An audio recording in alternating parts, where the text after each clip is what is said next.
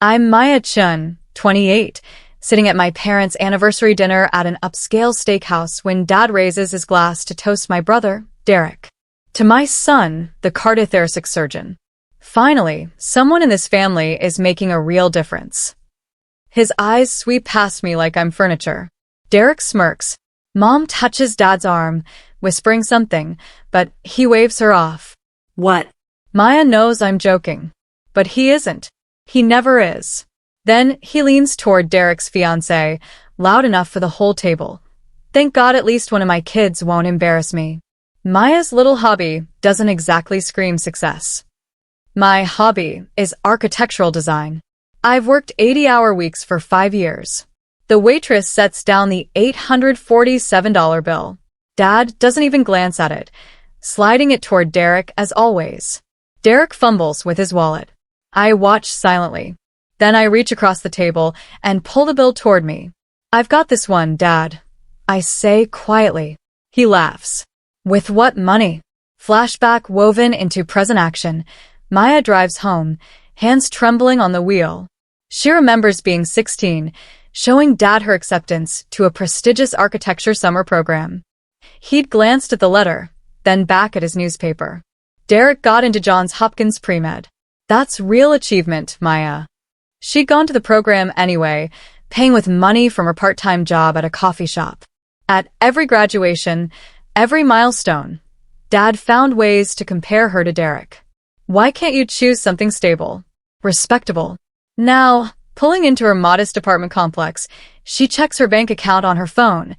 $847 deducted. It barely makes a dent. She has $340,000 sitting in checking alone, her signing bonus from 3 months ago. Dad has no idea. The next morning, Maya's phone explodes with messages in the family group chat. Derek, thanks for dinner last night, sis. Didn't know you had it like that. Face with tears of joy, Dad. Let's not make that a habit. Derek has student loans. Mom, always the peacemaker. It was a lovely gesture, Maya. But then Dad again. Your brother's residency salary is $64,000. What are you making at that firm? $45,000? $50,000? Maya stares at the message. She makes $240,000 base salary as a senior design architect at Morrison & Hale, one of the most prestigious firms in the country. Plus the signing bonus. Plus profit sharing. She could tell them. Instead, she types, I'm doing fine, Dad. She watches the typing bubbles appear and disappear. He doesn't respond. Good. At work Monday, Maya's boss, Richard Morrison himself, stops by her desk. The Shanghai project, the client specifically requested you lead the design. It's a $45 million hotel complex. Maya's heart races. This is the kind of project that makes careers. They saw your work on the Boston waterfront development. Said it was visionary. After he leaves, her colleague and friend, Jessica, rolls her chair over. Girl, do you realize what this means? Lead architect on an international project at 28. Maya does realize. It means she's exactly as successful as she always knew she could be. It means Dad was wrong about everything. My family thinks I'm barely paying rent, Maya says quietly. Jessica's eyes widen. You haven't told them? Why would I? They never asked.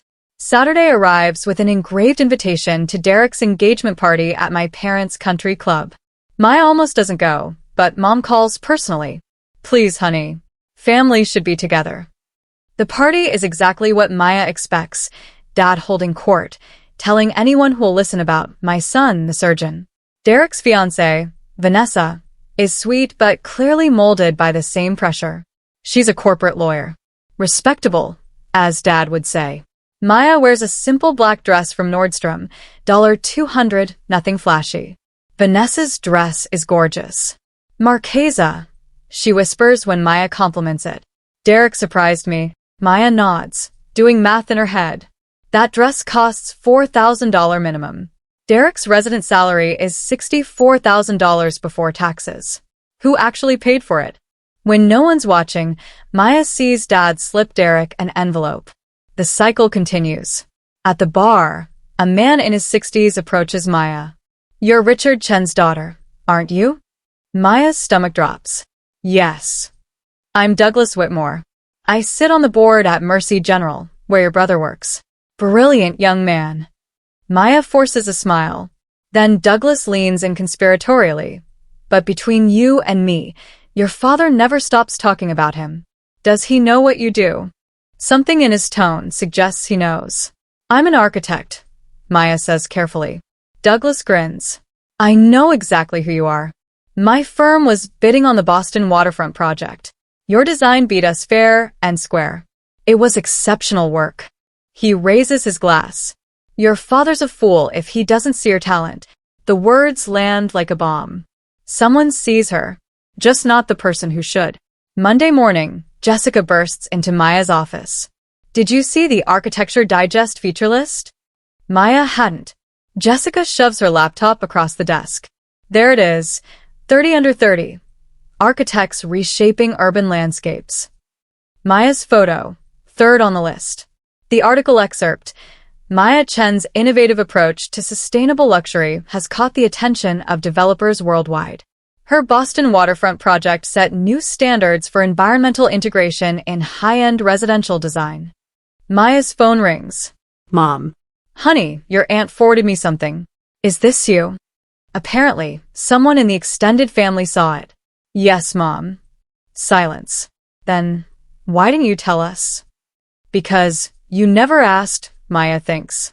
It just happened, she lies.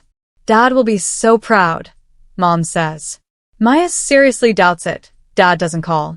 Instead, Maya receives a text at 9 p.m. Saw the article. Nice recognition.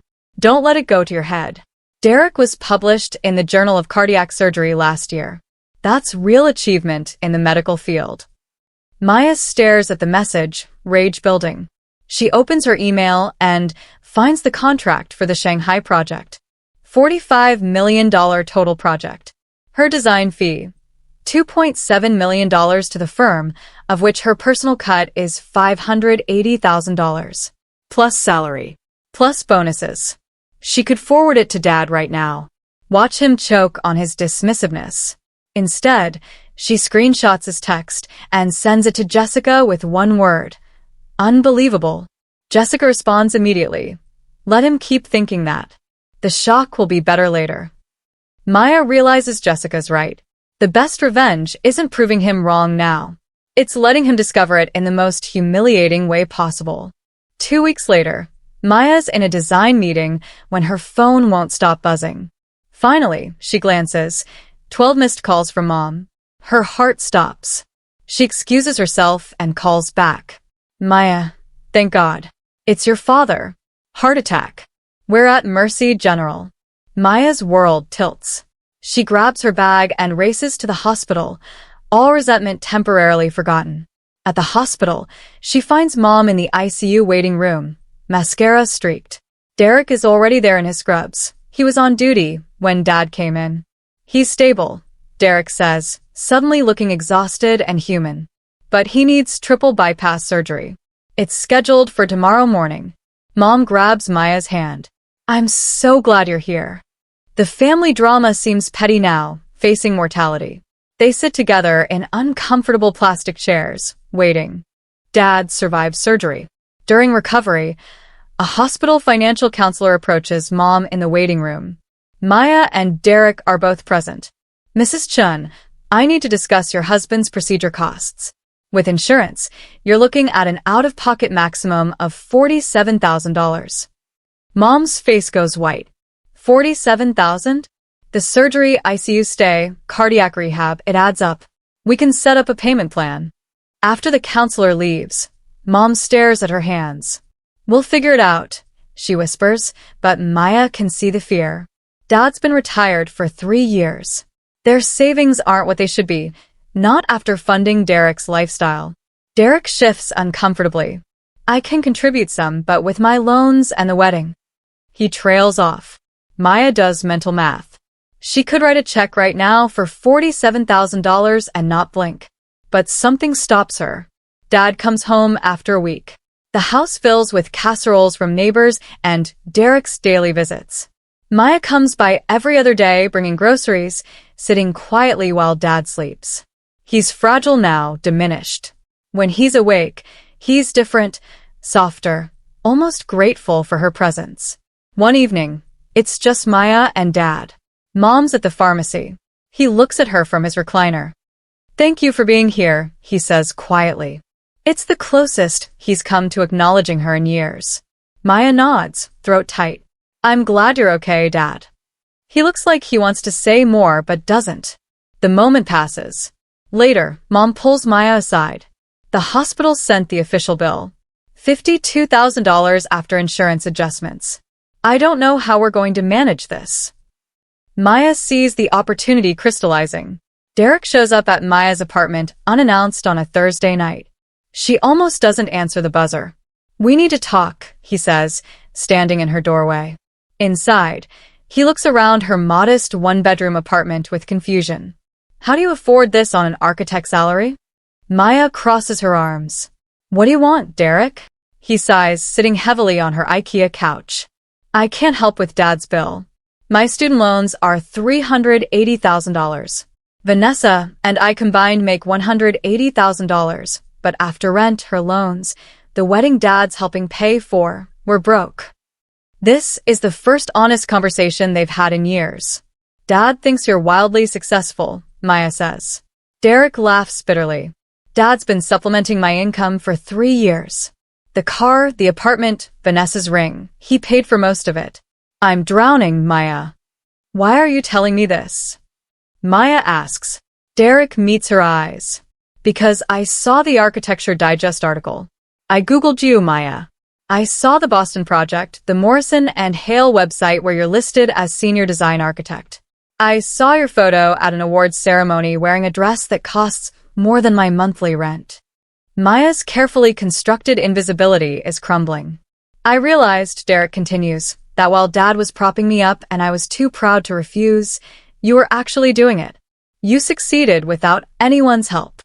The words hang between them. "I'm sorry," he says finally, "for every time I went along with Dad's comparisons. For never standing up for you. For being a coward." Maya didn't expect this. She doesn't know what to do with it. Sunday dinner at her parents' house. Dad's recovering well, but still weak. Mom insists on family dinner like old times. Over pot roast, Mom finally brings it up. "We need to discuss the hospital bill."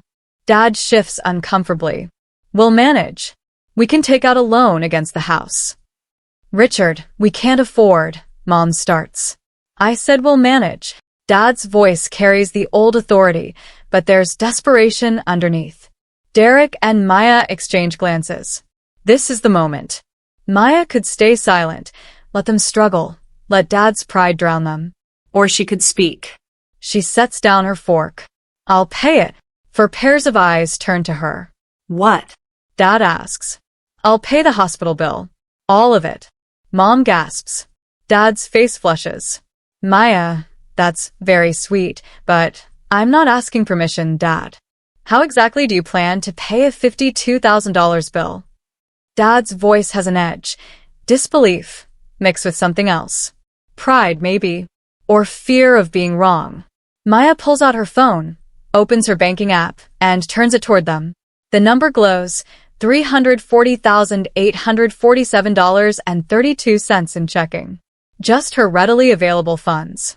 Mom's hand flies to her mouth. Derek closes his eyes. Dad stares, then looks up at Maya's face, searching for the joke. "That's how. I'm a senior design architect at Morrison and Hale. I make $240,000 a year base salary. I received a $340,000 signing bonus when they promoted me. I'm currently lead architect on a $45 million hotel project in Shanghai." Each word lands like a stone. "My personal fee for that project will be $580,000. Dad's face drains of color. Silence engulfs the dining room. Finally, Dad speaks, his voice barely audible. "Why didn't you tell us?" Maya's laugh is sharp. "Tell you? Dad, I tried for 28 years to tell you I was worth paying attention to. You want to know when I stopped trying?" She's standing now, words flowing like a dam breaking. When I was 16 and showed you my architecture program acceptance, you compared me to Derek. When I graduated top of my class, you talked through my speech because Derek called. When I got my first job, you asked if it paid as much as a real profession. Mom is crying. Derek stares at his plate. So, why would I tell you about my promotions? My awards? My success? You made it clear it didn't matter to you. Dad looks shattered. Maya, I didn't realize. No, Dad. You didn't ask. Maya leaves her parents' house that night feeling hollowed out. The confrontation she'd imagined for years didn't bring satisfaction, just exhaustion. At home, she finds a text from Derek. Thank you for saying what I never could. Then Mom calls. Maya almost doesn't answer. Please don't hang up, Mom begs. Your father is devastated. He's been crying since you left. Good. Maya thinks viciously, then feels guilty. He never meant to hurt you, Mom continues. He didn't understand. His own father was so hard on him. He thought he was motivating you. By comparing me to Derek every chance he got? Maya's anger resurfaces. By never showing up? Mom has no answer for that. Let me pay the bill, Maya says finally. But I need space after that. Real space. Mom agrees through tears. Monday morning, Maya calls the hospital billing department from her office. I'm calling about Richard Chen's account. I'd like to pay the balance in full. Certainly. Let me pull that up. The balance is $52,847. How would you like to wire transfer today? She provides the information, then asks, when the payment processes, can you ensure the billing statement shows it was paid by Maya Chen, his daughter? Of course, Ms. Chen. After hanging up, Maya sits motionless. She's just spent more than Dad's annual retirement income on his medical bills. Money she earned through the career he dismissed. The irony isn't lost on her. Jessica appears in her doorway. You okay? I just proved I'm successful to someone who should never have needed proof. That's not why you paid it, though, Jessica observes gently. You paid it because you're better than him. Maybe. 3 days later, Mom calls. Maya, the hospital statement came today. Maya can hear paper rustling, then silence. It says paid in full, and your name is on it. All $52,847. More silence. Your father saw it, and Maya's heart pounds. He locked himself in his study. He won't talk to anyone. Maya doesn't know what to feel. Triumph? Guilt? Both. That evening, a text from Dad's number arrives. But the message doesn't sound like him. Maya, it's your mother using Dad's phone. He asked me to tell you he's sorry. He wants to talk when you're ready. Maya stares at the message. Sorry. The word she's wanted for years. Now that it's here, she doesn't know if it's enough. She types and deletes responses for an hour before settling on. I'll call this weekend. Saturday, Maya drives to her parents' house. Her hands shake on the steering wheel. Dad answers the door himself. He looks older, grayer, smaller somehow. Thank you for coming, he says formally, like she's a guest, not his daughter. In the living room, it's just the two of them. Mom has made herself scarce. I owe you an apology, Dad begins, his voice rough. A real one, not whatever I texted. Maya waits. I was wrong about you. About your career. About everything. He looks down at his hands. I compared you to Derek because I was afraid. My father did the same to me. I was never the smart one, never good enough. I swore I wouldn't do that to my kids. But you did, Maya says quietly. I did, he admits. I put all my expectations on Derek and dismissed you. That's on me. Dad continues. When Derek became a doctor, I felt vindicated. Like I'd succeeded as a father. But I didn't see that I was suffocating him and abandoning you. He pauses. The hospital bill, seeing your name on that statement, it broke something in me, Maya. You paid more than I make in a year. For me. After everything. Maya's throat tightens. I didn't do it for you to feel guilty. Then why? Because despite everything, I didn't want Mom to lose the house. Because Derek is drowning in debt you helped create. Because someone needed to be the adult. The words are harsh but true. Dad flinches. I don't deserve your forgiveness. No, Maya agrees. You don't. But maybe we can start over. With honesty this time. Dad nods, tears streaming down his face. It's the first time she's seen him cry. Over the next month, things shift gradually. Dad starts asking about Maya's work, real questions, genuine interest. Tell me about the Shanghai project, he says over coffee one Sunday. Maya describes her vision, sustainable luxury, integrating traditional Chinese architectural elements with modern design. Dad actually listens, asking thoughtful questions. This is remarkable, Maya. You're doing something that matters. The words she's wanted her whole life finally arrive. They feel different now, less urgent, less necessary. She's already proven herself to herself. Derek joins them sometimes. The siblings are rebuilding something too. I told Vanessa, we need to scale back the wedding, he admits. Dad offered to pay, but I said no.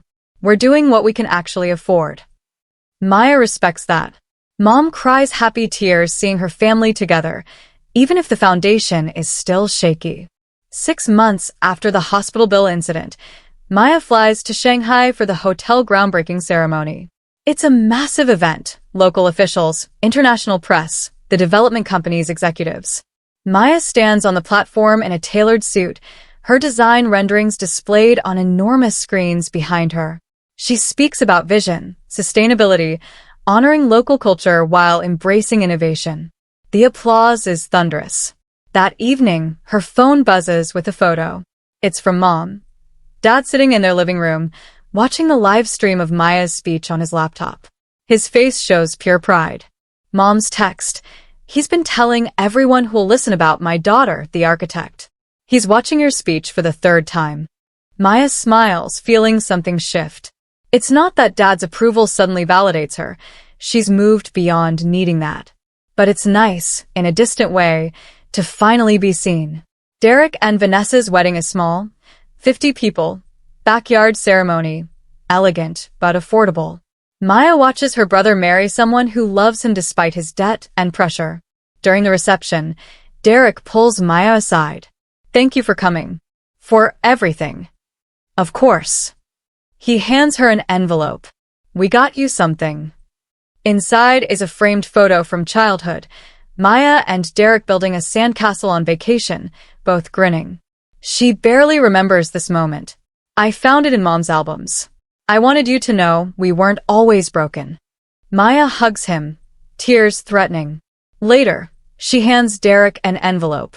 Inside, a check for $50,000. For your student loans. Not a gift. Consider it a loan at 0% interest. Pay me back when you can. Derek's eyes widen. Maya, I can't. You can. Family helps family.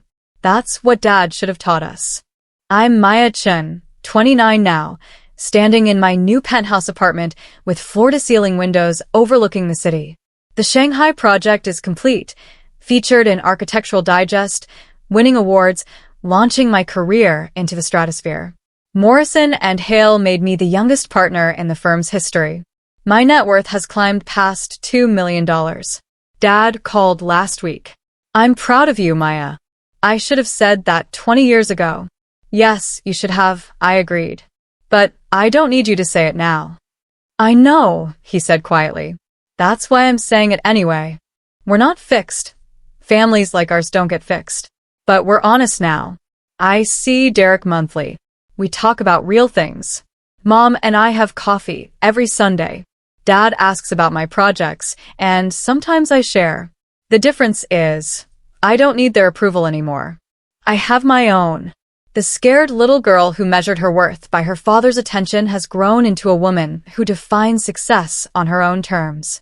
Dad said I'd never be as successful as my brother. He was wrong. I'm not as successful as Derek. I'm more successful than Dad ever imagined possible, because I did it without needing him to believe in me first. That's the real victory. Not the money. Not the awards.